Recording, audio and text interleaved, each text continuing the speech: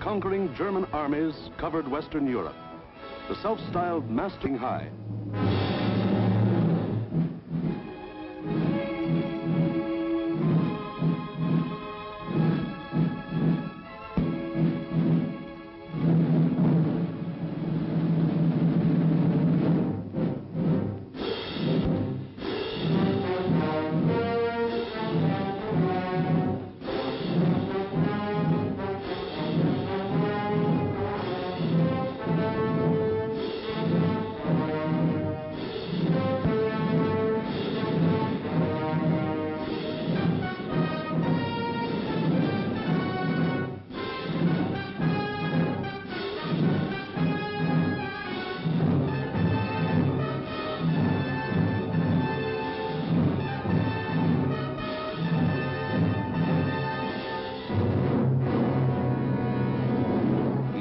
Adolf Hitler stood just as Napoleon had stood more than 100 years before, and looked across the English Channel to the one fighting obstacle that stood between him and world domination. The chopped cliffs of Britain rose sheer and white out of the choppy waters. And beyond, a little island, smaller than the state of Wyoming. Crush that little island and its stubborn people, and the way was open for world conquest. The fall of Austria, Czechoslovakia, Poland, Denmark, Norway, Holland, Belgium, France had given him more than 100 million slaves to work for him or starve. The preliminaries were over. It was time for the main event, the Battle of Britain.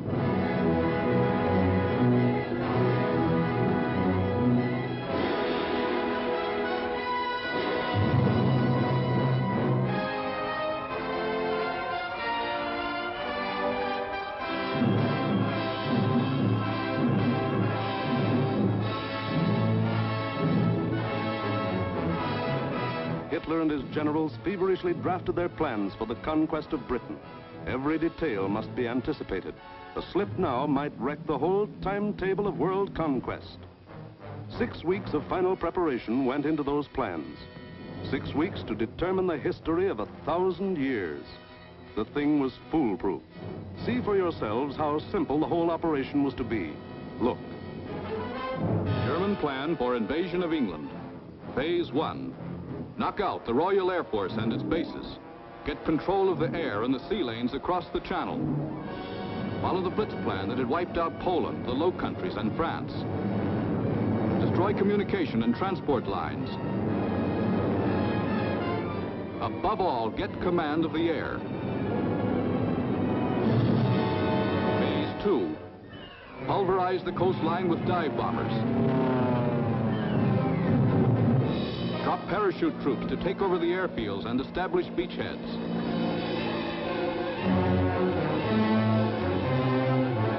Phase 3. Actual invasion. Pour the German panzer divisions across in high-speed barges under an umbrella protecting fighter planes. Then send spearheads of armed might to divide, surround, destroy all opposition. That's all there was to it.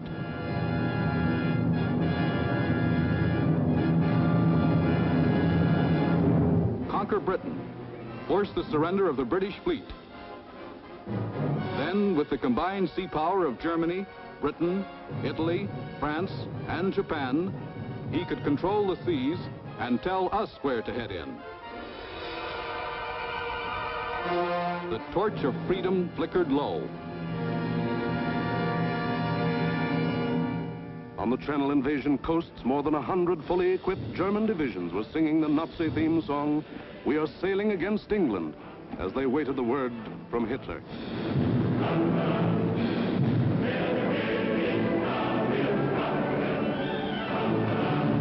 Here, for weeks, all the supplies and weapons of the Nazi war machine had been turned toward Britain.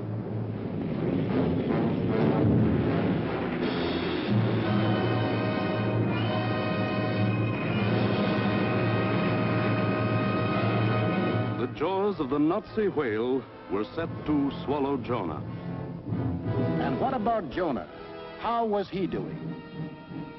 Well, Britain also had an army, but it was an army dragged from the sea at Dunkirk.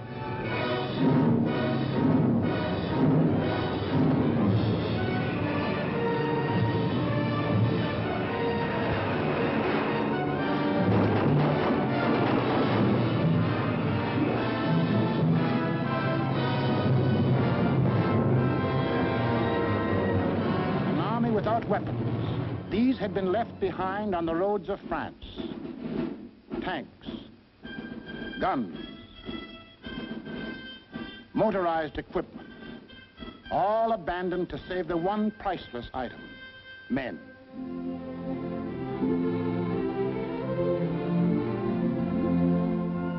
In all of Britain, there was not enough equipment for one modern division.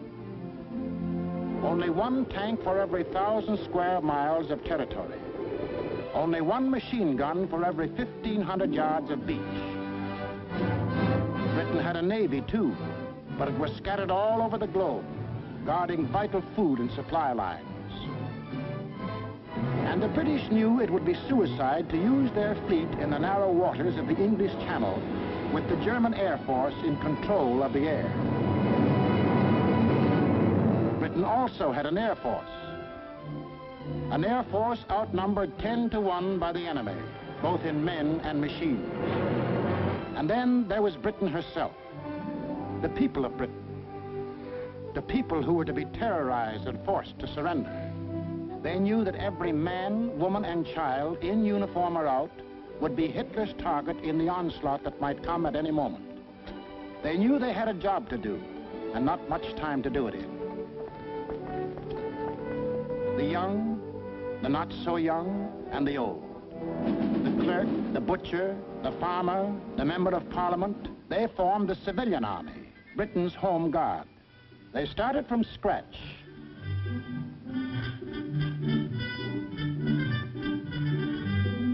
Experience, equipment, supplies, all were scarce. Only one shell to fire at each practice. The women of Britain refused to be left out. We'll enlist too. We'll put up the barrage balloons.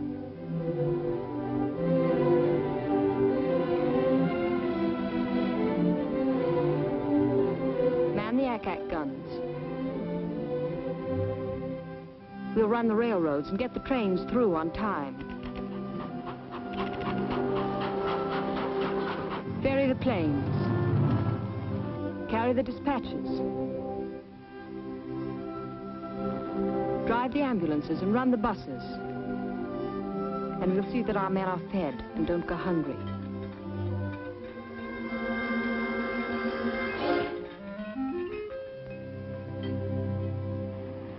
Others worked, men and women alike.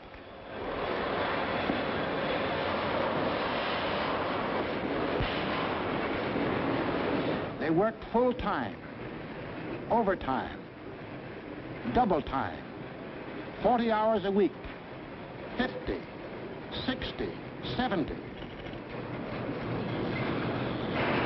Hours meant nothing. Fatigue meant nothing. Until the government forced them to cut down hours because over-fatigue was hurting production.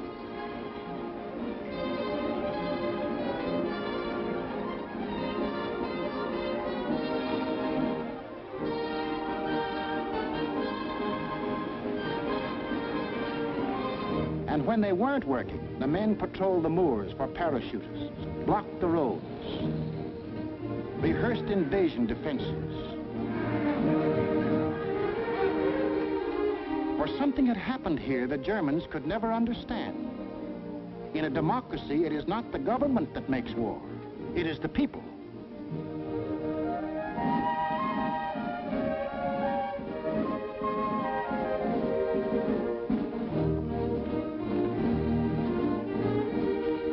To lead them, the people had chosen Winston Churchill as their prime minister. he spoke the words in every British heart when he said, "We shall defend our island, whatever the cost may be. We shall fight on beaches, landing grounds, in fields, in streets, and on the hills. We shall never surrender." This was Britain in its darkest hour. The people knew they were in for the worst the Nazi mind could invent, yet they didn't panic or run away. They patrolled and waited. They drilled and waited. They worked and waited. Waited for the terror they knew was coming. Then it came.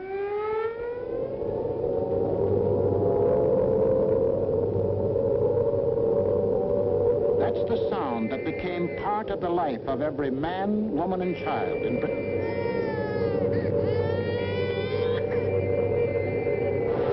August 8th, 1940, and the battle for Britain is on. 30 enemy aircraft over the channel, flying due west.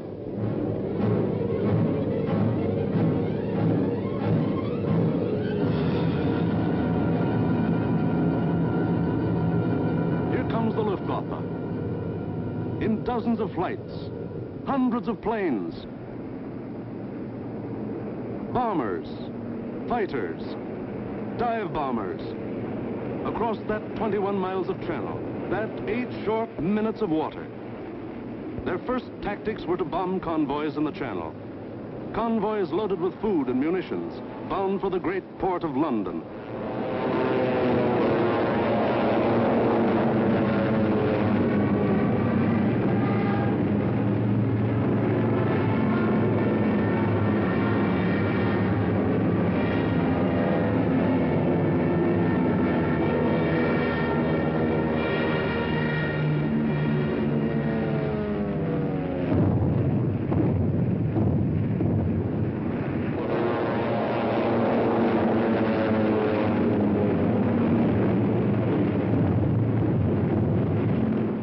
Fighters waited overhead for the defending planes of the Royal Air Force, the RAF, to appear. They didn't have long to wait.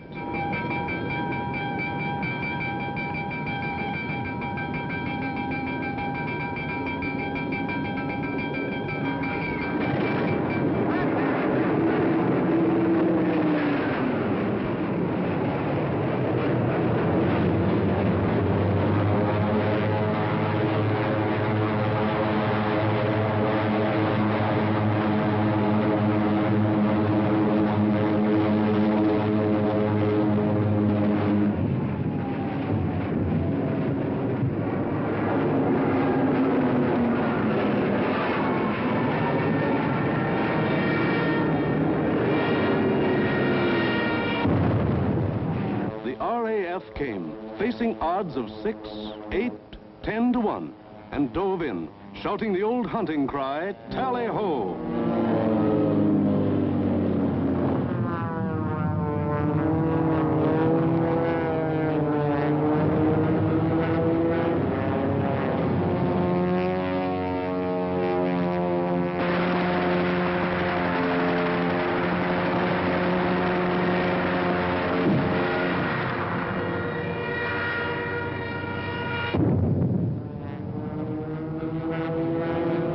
One of the Nazi plan called for the RAF to be knocked out of the air. But the men of the RAF hadn't read the Nazi plan.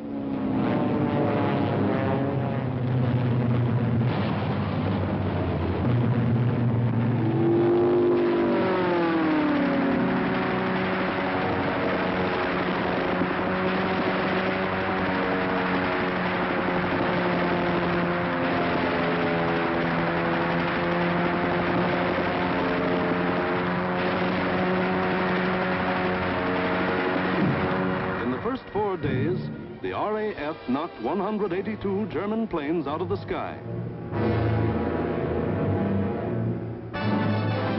For the next week, the Germans attacked the coast cities from the Thames River to Weymouth.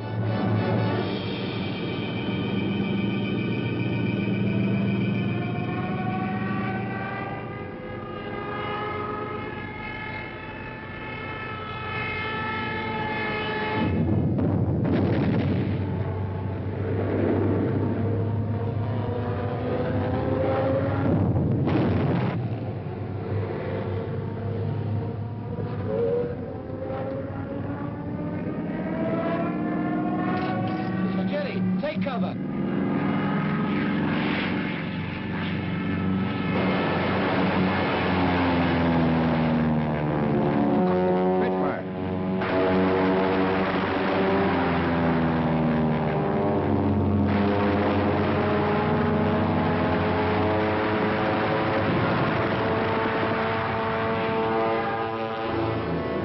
Paid off with 180 more planes.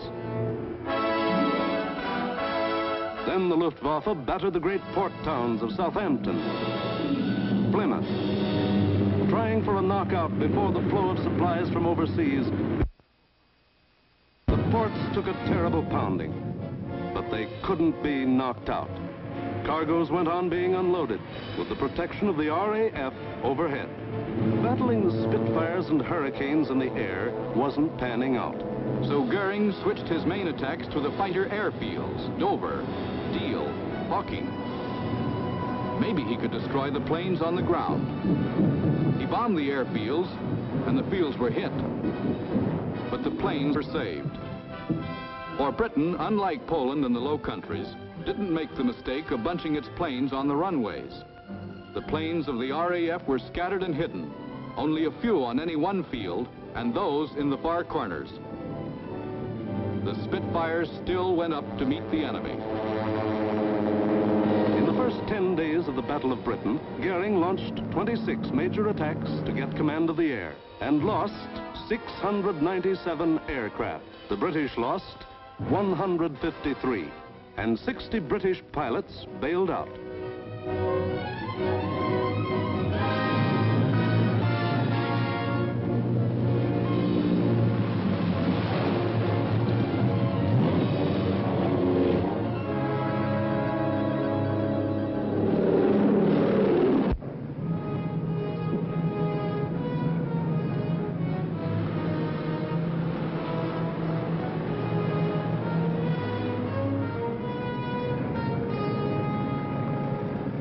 Valuable trained men were saved and ready to fight again, but the crews of Goering's planes were lost to him forever.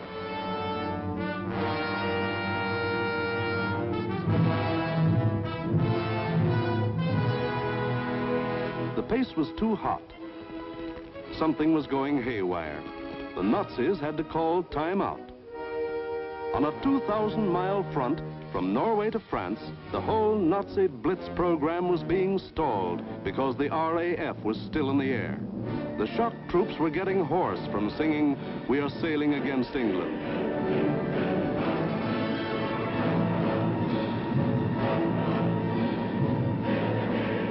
The long-range German guns were getting hot from throwing shells across the channel.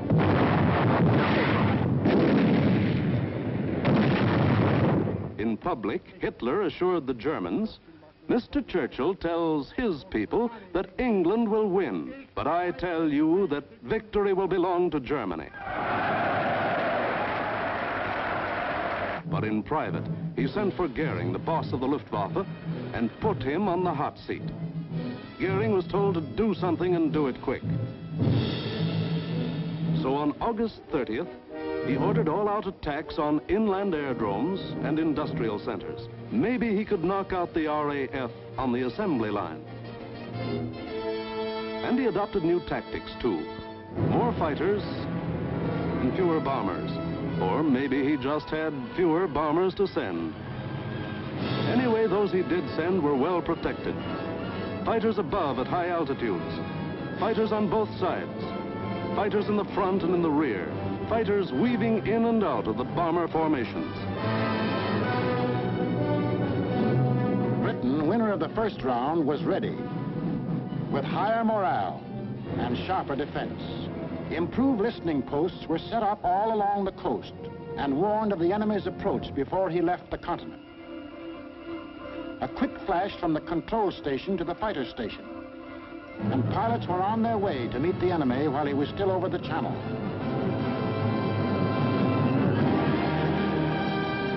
Day after day, out of sight and almost out of sound of the watchers on the cliffs, 4, 5, and 6 miles above, the battles raged over the Dover area.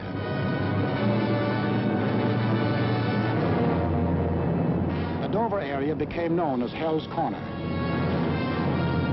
By sheer weight of numbers, the enemy again and again broke through the coastal defenses.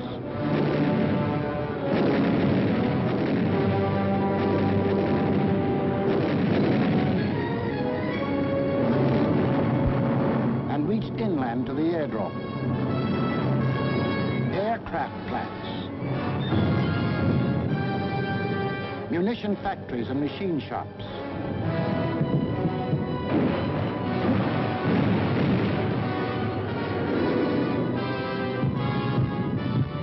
Hello, gunfire in the southeast. Right.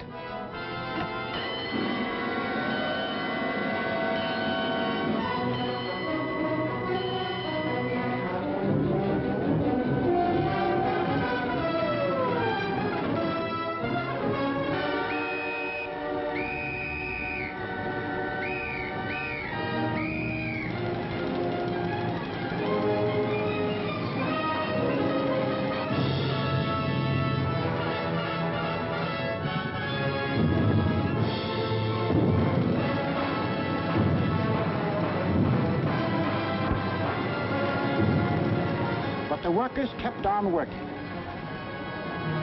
and the RAF kept on flying. These few men with wings, alone in the sky, behind their motors and machine guns, were shooting down more than the Luftwaffe.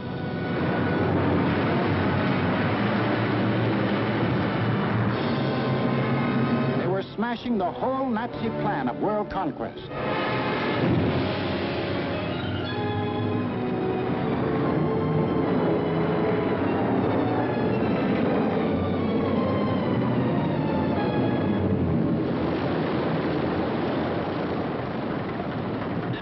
Johnny? 109 destroyed, Freddie, yes. Oh, good show. How'd you get on, sir? Oh, I had a wonderful party, thanks. Are you all right? You get any of the batters? Yes, I got a Messerschmitt 109 in Adonia. Between August 24th and September 5th, 35 major attacks were launched. They cost the Germans 562 planes, while the British lost only 219 planes and saved 132 pilots. Invasion plans were going completely haywire. The Nazis were blind with rage. The German mind has never understood why free people fight on against overwhelming odds. Hitler now knew he was superior in every weapon except the weapon of spirit. So he told Goering, break that spirit, crush the people, crush the spirit of democratic life itself. Invasion now would have to wait. The Nazis would avoid the RAF and smash the great city of London into the rubble heap they had made of Warsaw and Rotterdam. Could London take it? Even the people themselves didn't know the answer.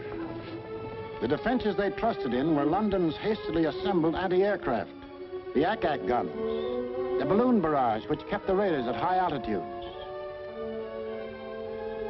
the Royal Air Force, now down to its last reserves, and the plain, downright guts of people.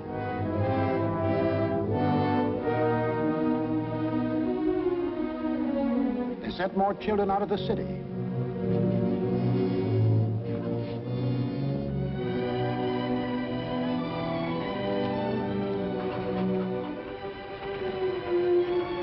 Tightened air raid precautions, stationed more airplane spotters, rehearsed firefighters, moved into bomb shelters.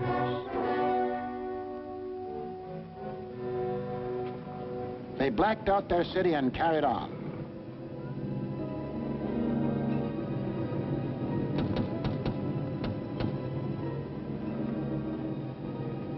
The first blow aimed to crush the British spirit came on September 7th.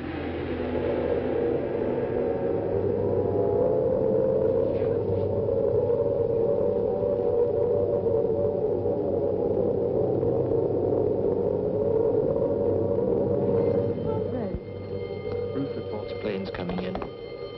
Control room speaking. Customers and staff will now take cover in the basement. Please do not run, but keep moving. Down the stairs, or you can use the escalator.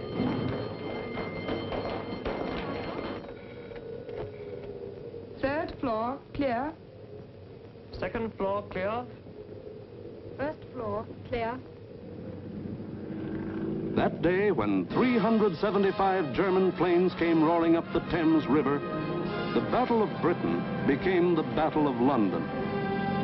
The Germans broke through the charge of Hurricanes and Spitfires that went out to meet them.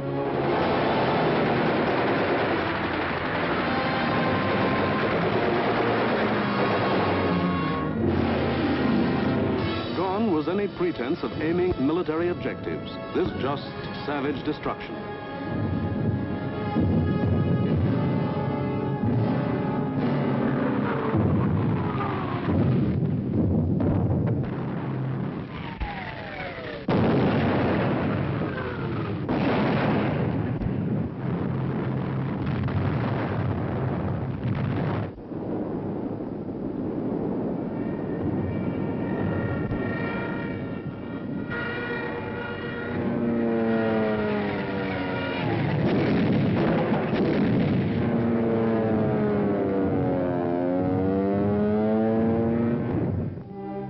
Fell alike on the homes of the East End poor and the Mayfair rich, on shops, hospitals, churches. For 28 days, the Nazis were to drop everything in the book on the city of London. Tons upon tons of high explosives, delayed action bombs that exploded days later, torpedoes that sheared away whole buildings. And underneath the war in the air, the war of the man in the street went on.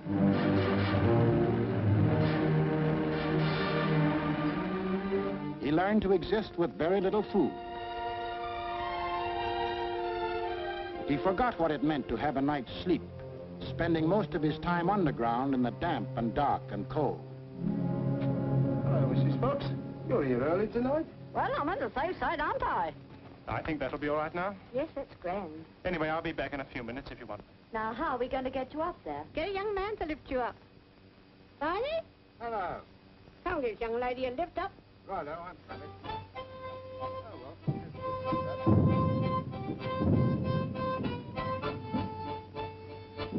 The air raid wardens stayed at their posts.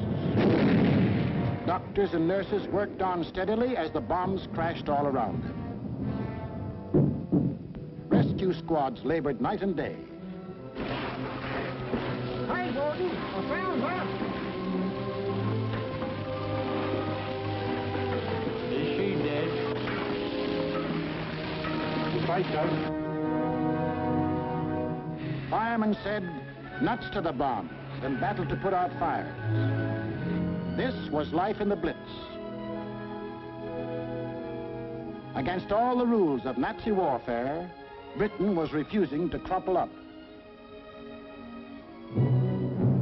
Across the Channel, the enraged Goering took personal command of the operations.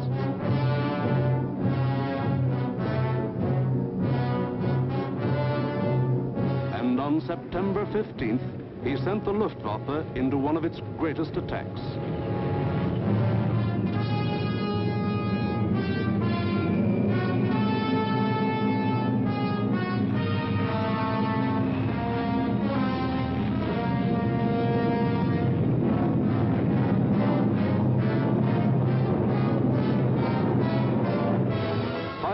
German bombers and Messerschmitt fighters roared over the English coast. Starmouth calling. Planes heard 3 miles southwest. Out for hostile planes approaching from the southwest.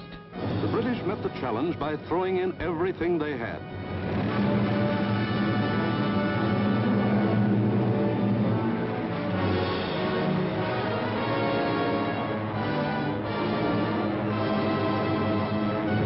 Historic three-dimensional battle took place inside an area 60 miles long, 38 broad, and from 5 to 6 miles high.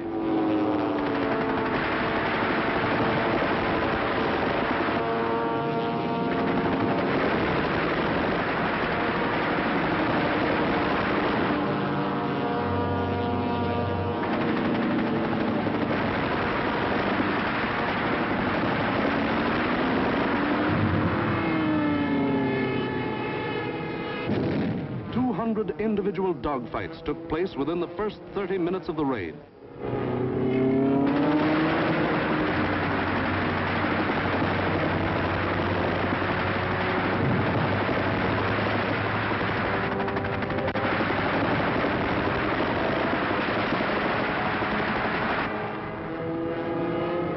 Right on our own doorstep. Oh, what a strength.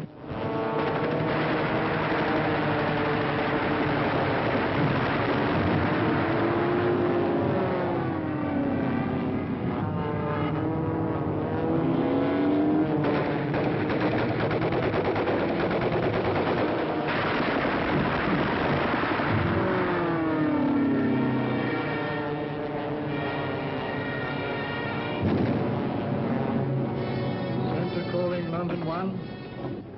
Thank you, Center. We'll keep a lookout for them. Hostile formation to the south. Some of the German bombers broke through London's defenses.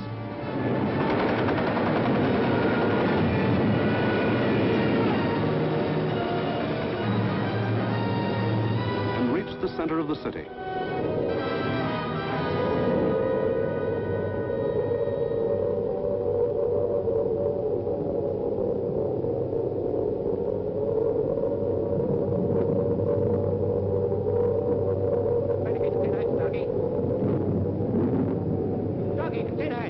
Oh, the tinettes, okay.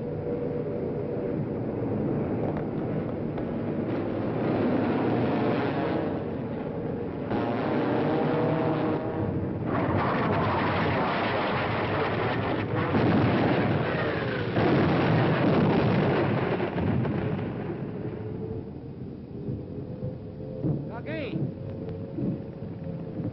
Doggy, where are you?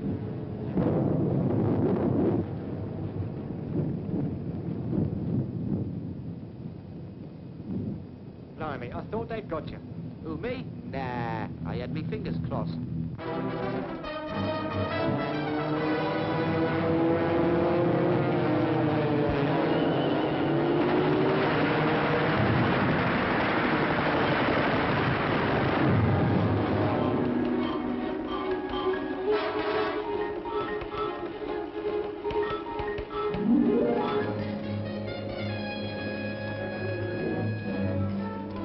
Air Ministry communique. The biggest bag yet. 185 enemy aircraft shot down. End of message.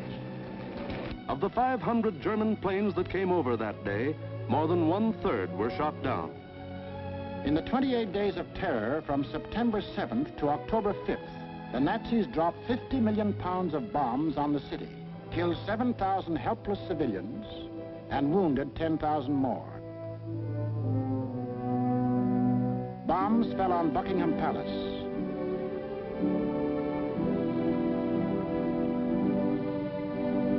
Westminster Abbey, the Houses of Parliament, Fleet Street, the center of the news, St. Paul's Cathedral. Bombs blasting the historic past out of the lives of Englishmen.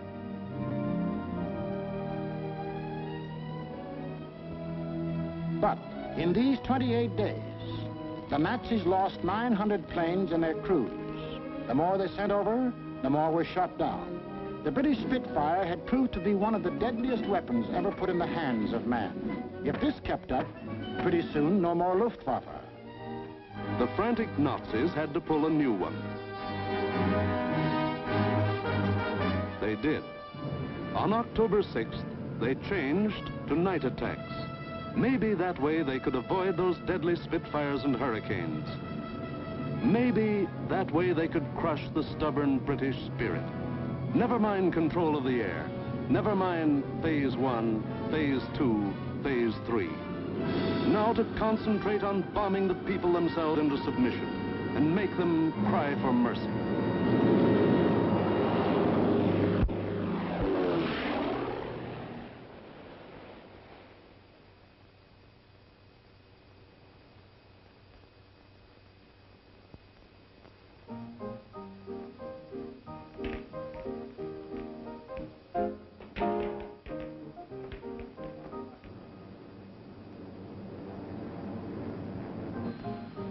hostile raid, sir.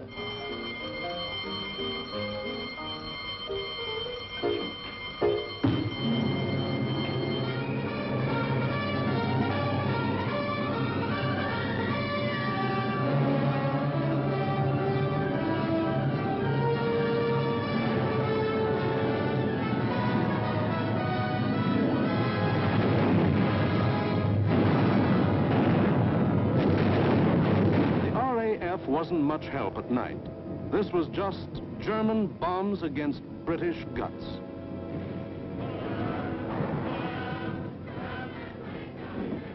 Harvey. Hello, Jack. Sound happy enough down there tonight, don't they? Yes, they're all right.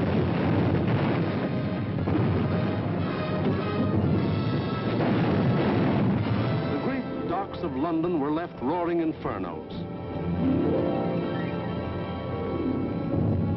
Homes were destroyed by incendiaries. Business blocks were aflame. And still the people of London took it. Night after night they burrowed underground. And morning after morning they dug themselves out of the wreckage.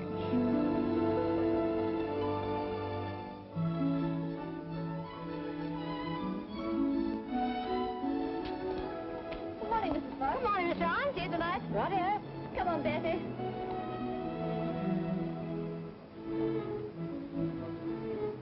Would you like to sit down? Thanks. Morning, Miss Ryan. Sleep well? Fine, thanks. Wasn't it a quiet night? What about the one that came down about 2? No, I didn't hear it. Did you? No. Oh, we're getting used to them around here.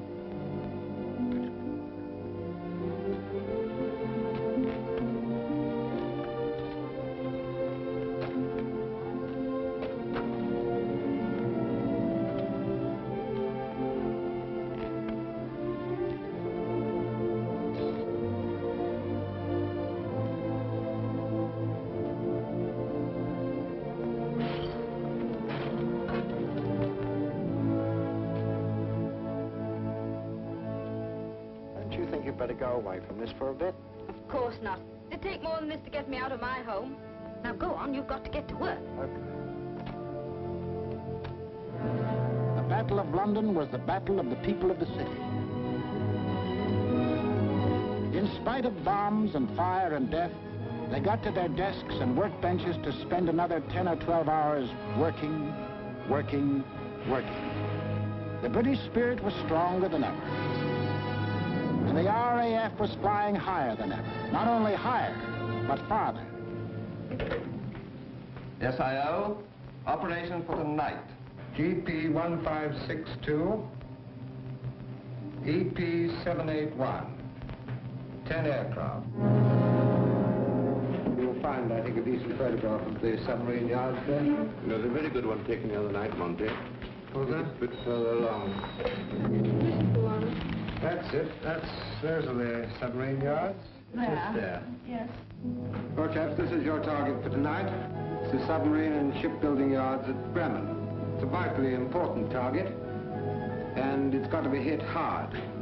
In the midst of this life and death struggle, the British found strength not only to defend, but to counterattack with what few bombers they could get together.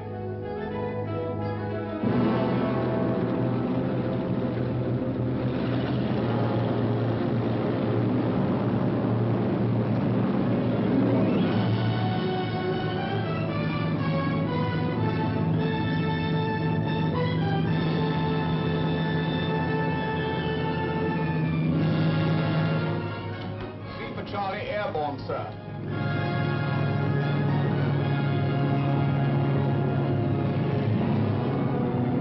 Hello, rear gunner. Can you hear me? I'm okay, Skipper. Hello, operator.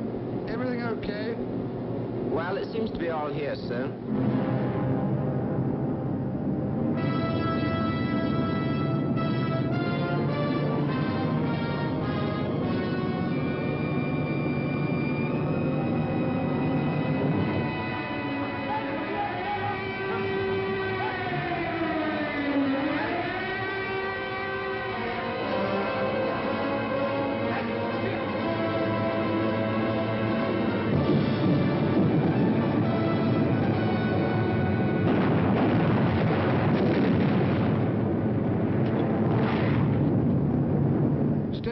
I'm going in a glide.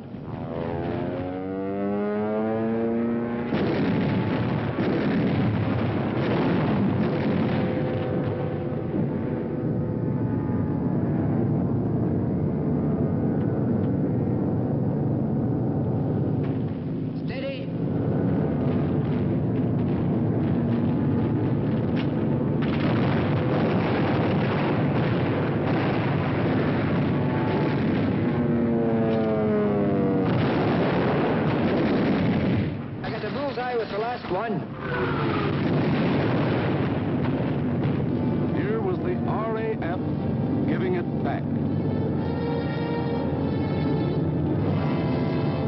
Hitler cried, "Night, gangsters! For this crime I will exact 1,000-fold revenge." All the available German night bombers were put into the air.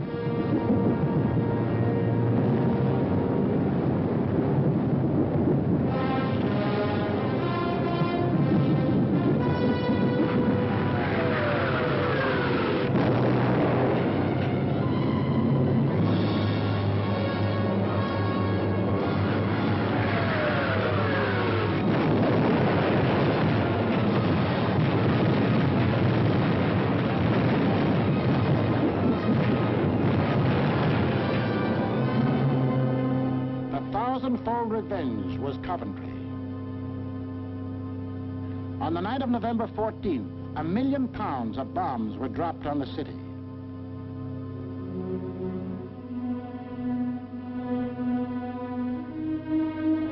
Coventry was smashed as flat as Warsaw and Rotterdam.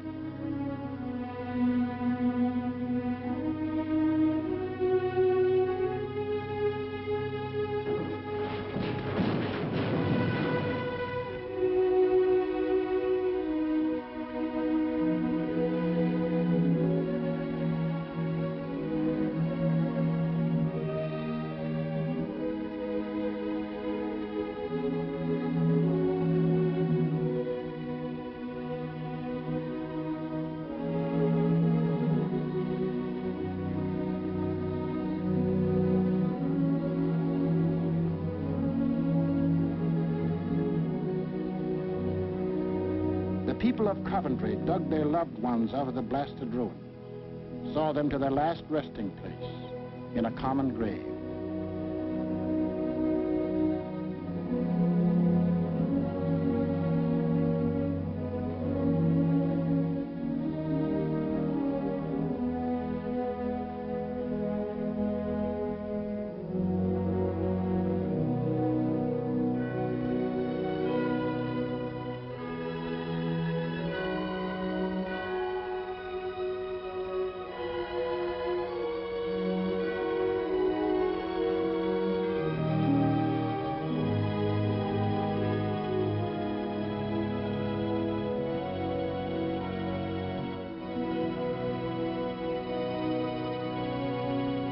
Hitler could kill them, but damned if he could lick them. They went back to their lathes and machines, for they knew the machine bench was as deadly a weapon as the rifle. And in their hearts was a grim determination that this enemy must be destroyed, that the day was coming when they would strike back, and how they would strike back. Christmas, 1940.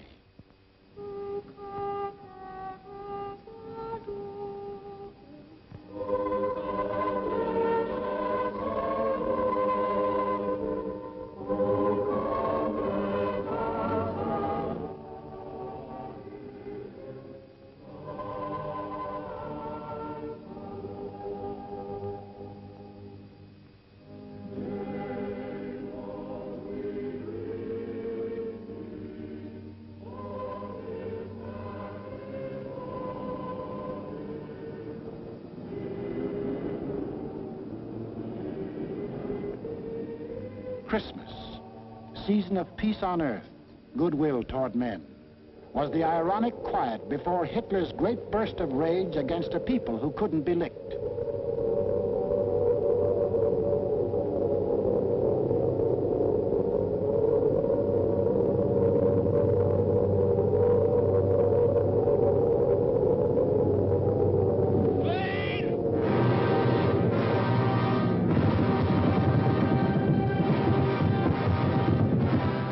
bomb them into submission.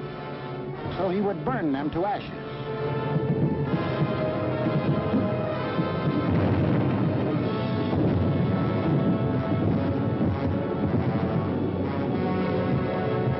Millions of firebombs rained down on the great city of London.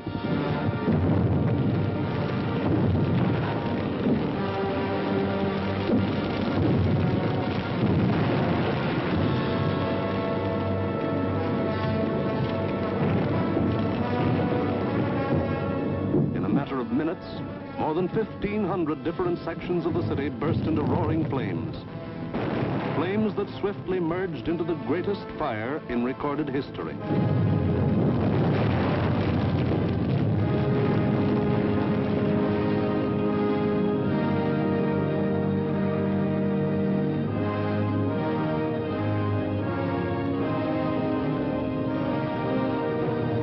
In the midst of all the fire and destruction, vital water mains were shattered. Water pressure was almost entirely cut off. Heroes of the night were men of the London Fire Brigade who stretched temporary hose lines out to the center of the Thames River, struggling through mud and slime. For the Nazis had carefully picked a night on which the Thames River had one of the lowest ebb tides on record.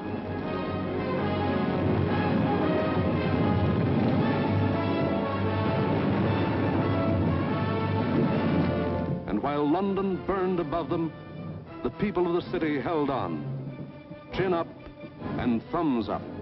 They knew this was the people's war, and they were the people.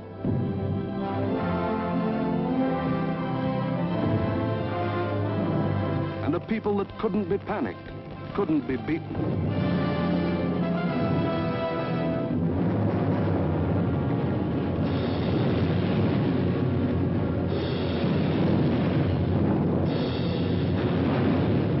In the months to come, the British were to suffer many such bombings and burnings. But a nation that calls on cold courage when hot courage runs thin may die, but it can't be defeated.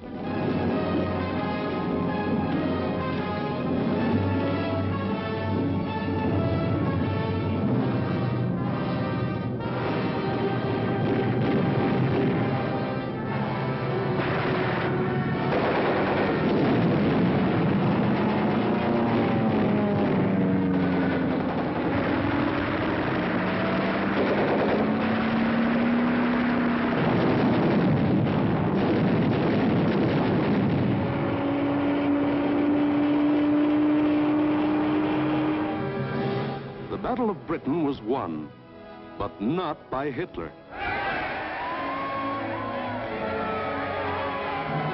Hitler had lost the battle. He had lost 2,375 German planes and their crews.